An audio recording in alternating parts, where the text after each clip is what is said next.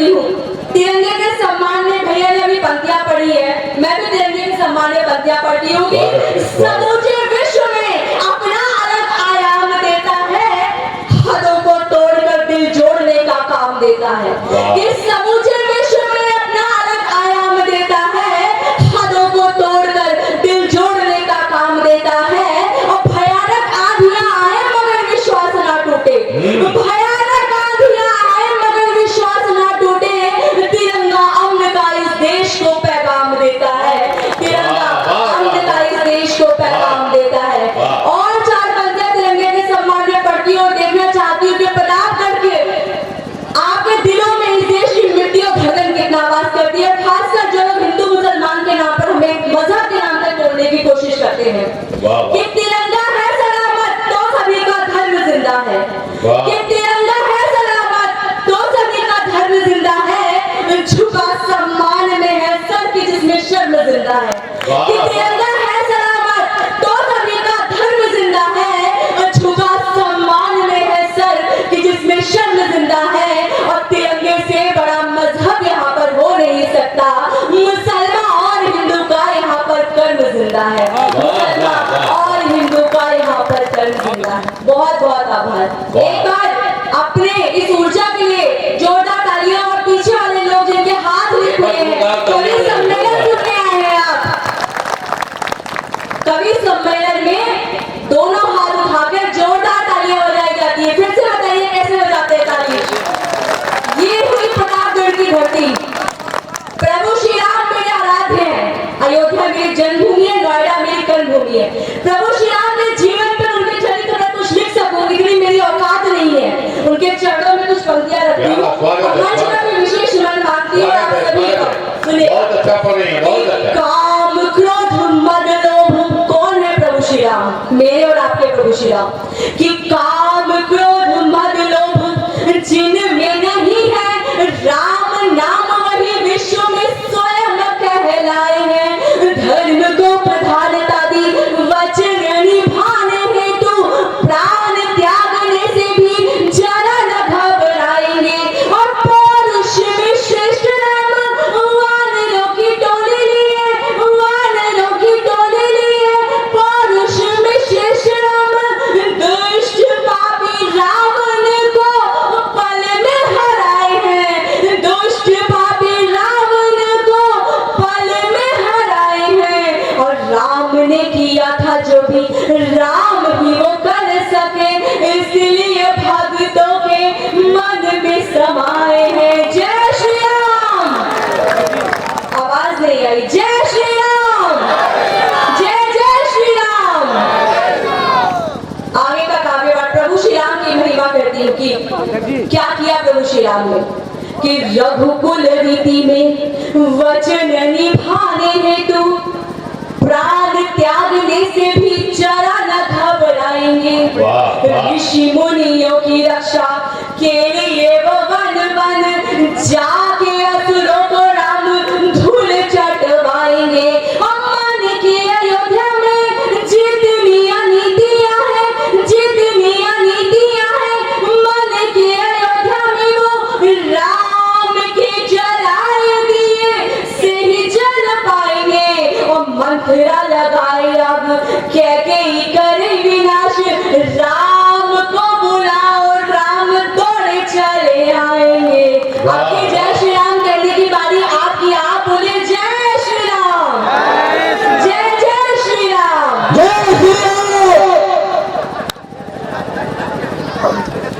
ये प्रतापगढ़ की धरती है, यहाँ प्रताप ही प्रताप है। देखिए मैं फौजी की बेटी हूँ, मेरे पिताजी एक आर्मी ऑफिसर थे। अनीता जी इधर से फुर्सत हो जाए तो थोड़ा प्रेम की भी बातें हो जाए। प्रेम की बात करने के लिए बहुत लोग हैं। मैं देशभक्ति की बातें करती हूँ, मैं ऊंच के लिए जानी जाती हूँ, मैं वही करूँगा। वही देश प्रेम जी हाँ, देश प्रेम। प्रेम तो प्रेम होता है, चाहे देश प्रेम हो चाहे कोई भी प्रेम हो। एक बार तालियां बजानी है, जोरदार तालियां बजानी है।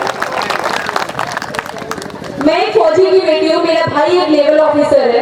ऐसे में इस रंग के माहौल में, होली के माहौल में, होली के उपलक्ष्य में कवि सम्मेलन दिए, मैं कैसे देश, कैसे राष्ट्र की कल्पना करती हूँ, एक छंद रखती हूँ और फिर एक कविता रख के अपना स्थान लूंगी।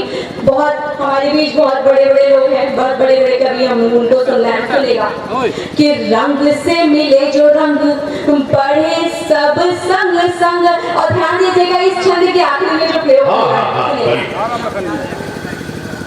कि रंग से मिले जो रंग पढ़े सब संग संग, कुप्रथाओं का समस्त अंत होना चाहिए, प्रेम का प्रकाश लिए सबका विकास लिए, देश को बढ़ाए वो सिद्धांत होने चाहिए। और बेटे और बेटियां कैसे होने चाहिए कि बेटियां हो आत्मनिर्भरता से भरी हुई, बेटों को स्वभाव से भी संत होना चाहिए, बेटों को स्वभाव से भी संत होना चाहिए। और अब आपके हाथ खुले कि राष्ट्र पे जो आए आज हनुमान को जगाने, यहाँ बच्चा बच्चा जामवंत होना चाहिए, यहाँ बच्चा बच्चा जामवंत होना चाहिए। और एक कविता मैं रखती हूँ, आदरणीय मैं आपसे निवेदन करती हूँ कि कविता सुन के जाइएगा, इधर मत जाइए।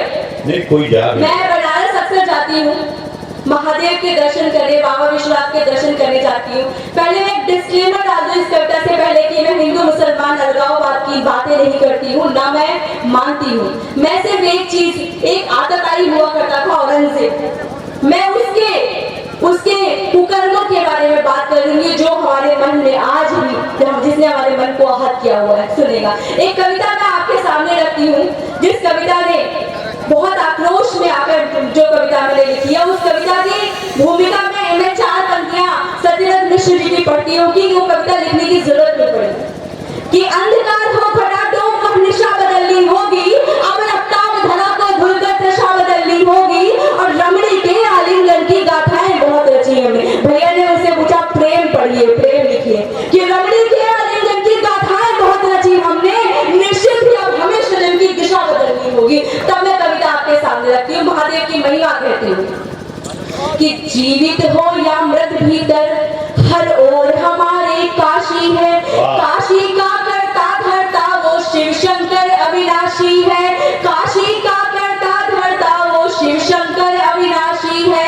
मानवता का धर्म है कि हर धर्म का तुम सम्मान करो, हो सद्भाव सभी धर्मों में किसी का ना अपमान करो, हो सद्भाव सभी धर्मों में किसी का ना अपमान करो।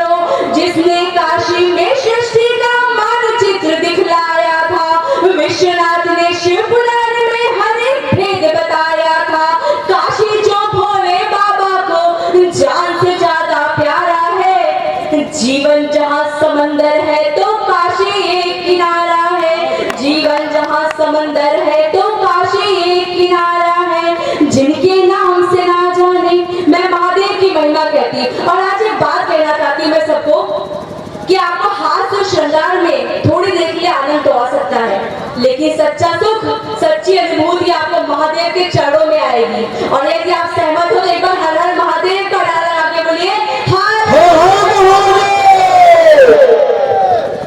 महादेव की महिमा कहती हूँ कि जिनके नाम से ना जाने कितने भंडारे चलते हैं, बाबा के दर्शन की खातिर कितने यहाँ भटकते हैं। एक भेड़िया और दुशाला काशी में छिपकर आया, भोली भाली जनता को उसने फुसलाया बहलाया। जब उसकी ना चाल चली आदमखोरी तब दिखलाई, झूठी शान की खातिर उसने खबर भी झूठी फैलाई। मैं किसके बारे में बात कर रही हूँ? सादाताई औरंगजेब के बारे में। झूठी शान की खातिर उसने खबर भी झूठी फैलाई। कुछ गद्दार थे अपने भी जिसने था रास्ता दिखलाया, गीदड़ औरंगजेब को घटता काहर भेद बतलाया। और किस मंशा से आया था, किस मंशा से? सोचिए, तुच्छ से आदमी ने हमारे ही गद्दारों के साथ मिलकर हमारे मंदिर को ध्वस्त कर डाला, हमारे अस्तित्व को मिटाने की नाकाम कोशिश करी। तब पंक्तियां कहती हूँ कि दुष्ट अधर्मी पापी ने अपने भीतर एक चाल चली, लगा ठहाका जैसे रण में हो कोई चांडाल चली। मुट्ठी भर सेना थी उसमें, कुछ अपने भी शामिल थे, लड़ने भेजा था जिनको वे ही अपनों के कातिल थे। काशी जिसमें हर हर भोले नाथ का नारा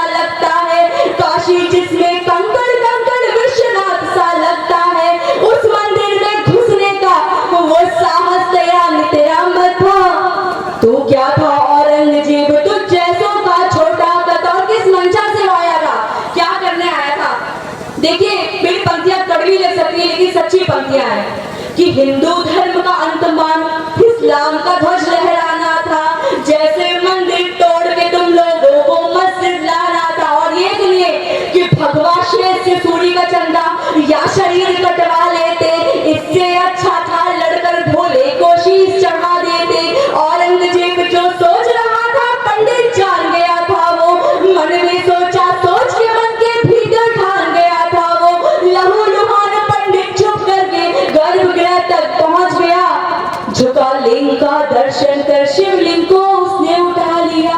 उस मंजर को अपनी आंखों के सामने एक बार सोचिए कि खून से लथपथ हो पंडित हाथों में शिवलिंग लिए, कितनी दयनीय स्थिति में होगा वो और क्या प्रार्थना कर रहा होगा।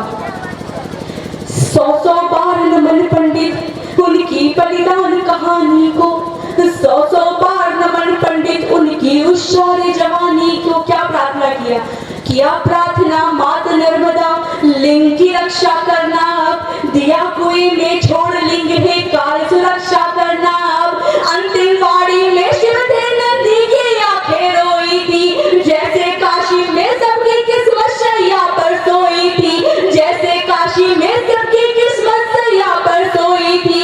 महादेव ने स्वप्न अहिल्या बाई को दिखलाया, फिर विश्वनाथ लिंग मात नर्मदा ने वापस लौटाया। फिर आखिरी बंद रखती हूँ, आखिरी बंद एक महिला एक स्त्री अहिल्या बाई रानी वो करके चली गई जो एक पुरुष भी नहीं कर पाया। कितने राजा हुए कोई नहीं कर पाया, लेकिन मलाल आज भी आखिरी बंद रखती हूँ सुनेगा कि हुए स्थापित पर मंदिर में स्थान नहीं भर दे पाई, जहाँ विराजमान थे शिव पर जगह नहीं फिर ले पाई। मंदिर की जगह मस्जिद था क्रोध का ज्वाला फूट पड़ा, मंदिर बगान शिव की आंखों से आंसू छूट पड़ा। मंदिर की छत का वैभव सोने चांदी से कटा हुआ, मंदिर बना निकट शिव की आंखों से आंसू छूट पड़ा। आज भी नंदी का मुख सीधे मस्जिद का रुख करता है, आंख से आंख मिला पाने से हर